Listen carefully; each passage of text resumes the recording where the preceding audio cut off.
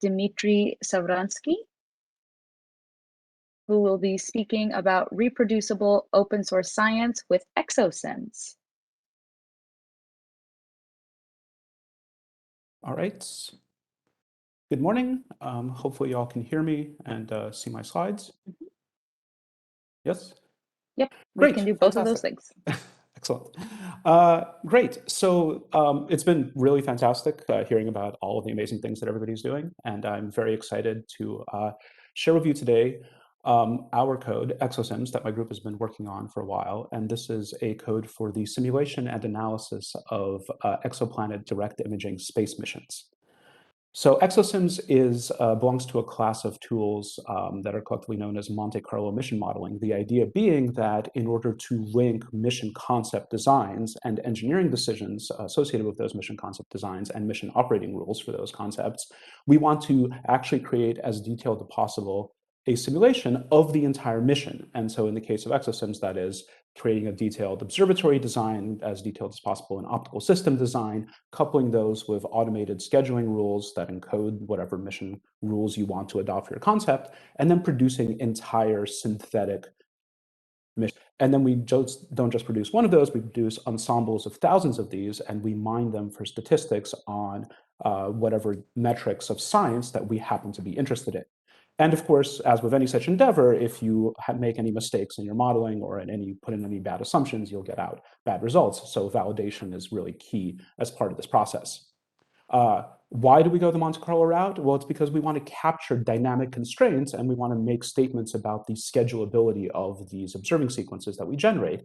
And this is illustrating one such constraint. What you're seeing here is a keep-out map. So this is for a mission of 650 some odd targets, and this is showing a year into the mission. And the blank regions are where you can observe each target, and the shaded regions are times when you can't observe a target because, say, the sun or the earth or the moon is in the way, or perhaps the sun isn't positioned to properly illuminate your solar panels, so you're not getting enough power to drive your deformable mirrors, or there's a star shade and the sun is glinting off it, or whatever else. And it's very, very hard to encode constraints like this into a purely statistical description of the problem, so we don't even bother and we just go the brute force Monte Carlo route. As I said, EXOSIMS has been around for a while. I'm not going to go through all this in the interest of time, but the basic point here is that we have always designed this tool to serve multiple different communities and to support multiple different missions simultaneously, which requires a fair degree of flexibility. And the way that we accomplish this flexibility is in the basic design of the code. EXOSIMS is composed of 14 interlocking modules. We provide a base class implementation of each of these modules, which we call the prototype, and then specialized implementations that inherit that base class. And the base class provides the input-output specification, the idea being that if you as a user or a coder just care about one of these things, like you want to evaluate a new planet population model or a new optical system model, you should be able to just focus on your one piece of it.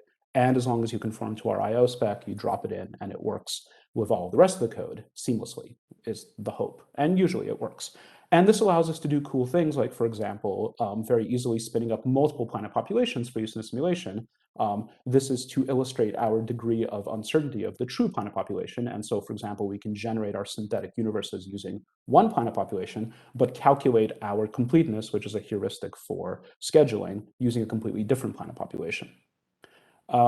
So what are some of the features of EXOSIMS? We do all of the standard computations that are associated with direct imaging. What you're seeing here is this heat map is the joint probability density function of the two main observables of imaging, the projected separation of your planet versus the brightness encoded as the delta mag between planet and star. So this is for some planet population. As I said, we've encoded many different ones. Then on top of that, we can overlay an instrumental contrast curve, which is a function of the optical system and your selection of the integration time. And then if you marginalize the distribution under the curve, you get that single value, which is the completeness, which is basically the probability of seeing a planet from this population about the star associated with this contrast curve if you spend the amount of time associated with the contrast curve. And we use that as a heuristic for scheduling. We can do time allocation optimization, so basically taking a bunch of stars and then figuring out how to distribute a fixed amount of observing time between them so as to maximize the sum completeness. And then finally, we can run the whole shebang. And so Here's a nice figure by a former student, Dean Keithley, and on the left, you're kind of seeing the simulated universe, so you can think of this as the prior, and then we run the mission simulation, and this is what comes out, and so this is kind of the posterior that encodes the biasing effects of running the mission, and unsurprisingly, we're good at detecting larger planets in a particular separation range because those are the instrumental constraints. So it's not science if it's not reproducible. And so a lot of effort in all of this goes into ensuring reproducibility down the line, and not just immediately, but many, many years down the line. So there's an enormous number of inputs. If you just run all of the base classes with no inputs, there's something like 145 default values currently being initialized. And so it's incredibly important to keep track of what the user is inputting versus what the system is setting as a default. And so EXOSIMS creates a complete record of all of that for every single run, which is always saved out with the run results. And this is just an example of what happens if you instantiate our very basic optical system when all the defaults that it fills in. And so this is kind of the minimum description of a very, very minimal optical system. We also cache intermediate products along the way to speed up computations, and it's incredibly important to uniquely associate those with the inputs that generated them. And so we actually hash subsets of these dictionaries and use that hash to set the file names for these cached products so that we always uniquely associate the file products with the input set. Reproducibility is the biggest challenge in Monte Carlo methods because you're throwing random numbers, but of course the computer isn't actually generating random numbers, they're pseudo-random numbers, which means that as long as you keep careful track of the seeds that you initialize your generators with and always repeat the exact same number of draws, you can, in theory, recreate exactly the same draw sequence. And so we spend a lot of time making sure that we're saving those seeds, and we also have utilities for just flat out writing every random value that's generated to disk to ensure maximal reproducibility down the line. And just a few features that we're currently working on that I'm pretty excited about.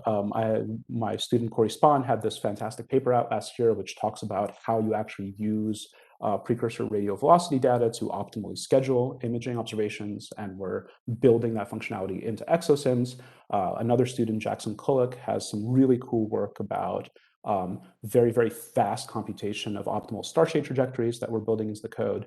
And we have recently majorly revamped our handling of target spectra and integrated with Space Telescope's SynFOT package to improve all of that. Finally, I wanted to spend a few minutes talking about the challenges associated with maintaining this kind of code. And I think a lot of these have already come up this week, so I'll try not to repeat too much. But the flexibility of the code requires a certain complexity, and then that complexity can be daunting for people who are not overly familiar with the code and just want to casually adopt it. And so, of course, the only way to overcome that is to have really, really good documentation, really good tutorials. And so we've been putting a lot of effort recently into heavily upgrading our documentation. We've been leaning very heavily on automated documentation tools. We actually recently switched so we started originally with an interface control document, which was a separate document from our as-built docs, and the theory being that that would be the kind of Bible for the code, and that's what everybody has to conform to. And eventually we realized that it was silly keeping two completely different sets of documentation, and so we switched to having the interface control being coded in the doc strings. Sphinx allows you to do really cool things like automatically cross-linking all of your things. And there's this thing called intersphinx, which, if you're not familiar with, allows you to automatically link your documentation against any other project that uses Sphinx for their documentation and hosts it online. And this creates very, very good docs very easily. And so I urge everybody to look into this, especially if they're writing in Python. It's really hard to get people, and especially students and postdocs, to care about creating production quality code, and that's perfectly correct because students and postdocs should have other priorities. And so you have to make it as easy as possible for contributors to create good code. And so continuous integration is an absolute must. EXOSIMS runs a large suite of unit tests. We have approximately 60% coverage. It's really not necessary to be at 100% coverage. Coverage is, a kind of a silly metric because you can write a trivial test that has 100% coverage but doesn't actually check anything.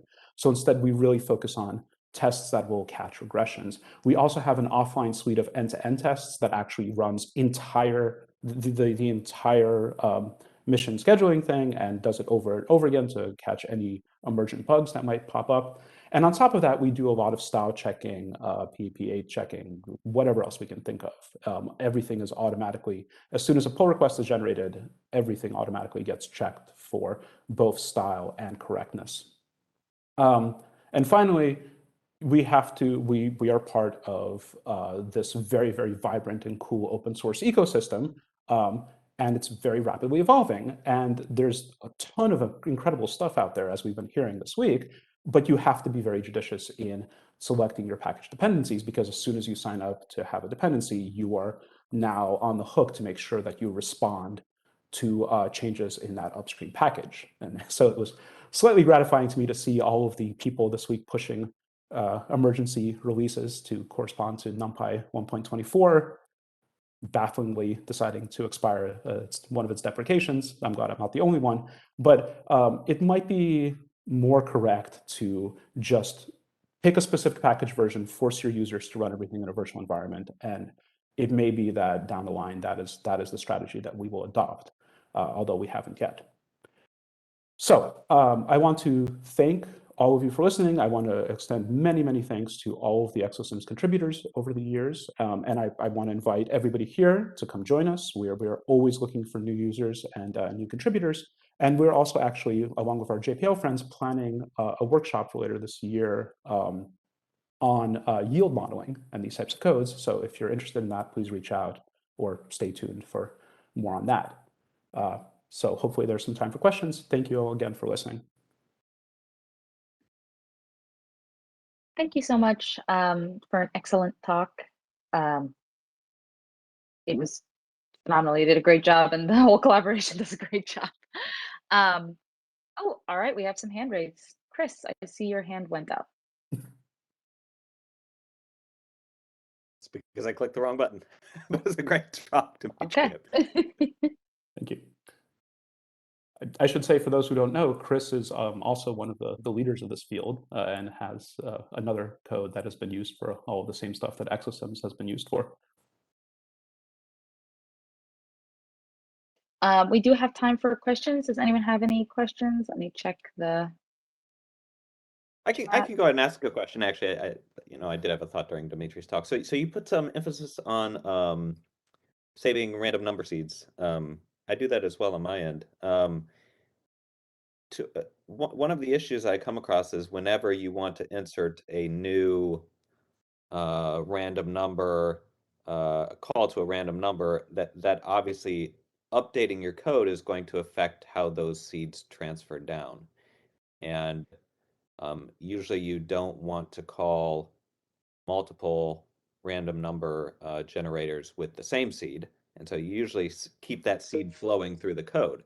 So if you end up updating the code, that interrupts the reproducibility. Have you figured out how to tackle things like that? Yeah, that's a major challenge, because it's not just the seed, it's the exact sequence of draws. And anytime you change that sequence, then you lose your reproducibility. And so, yeah, it's an incredibly hard problem.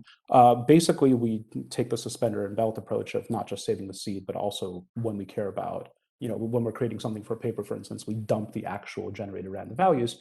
But I think in the future, we're probably going to go towards having completely isolated generators for different pieces of the code, which will make things slightly less fragile. And then, of course, we'll be on the hook for saving multiple seeds, but the NumPy SciPy ecosystem that we use for random number generations makes it relatively easy to spin up multiple generators working at the same time and isolate it from one another. And I think that'll make things a little easier.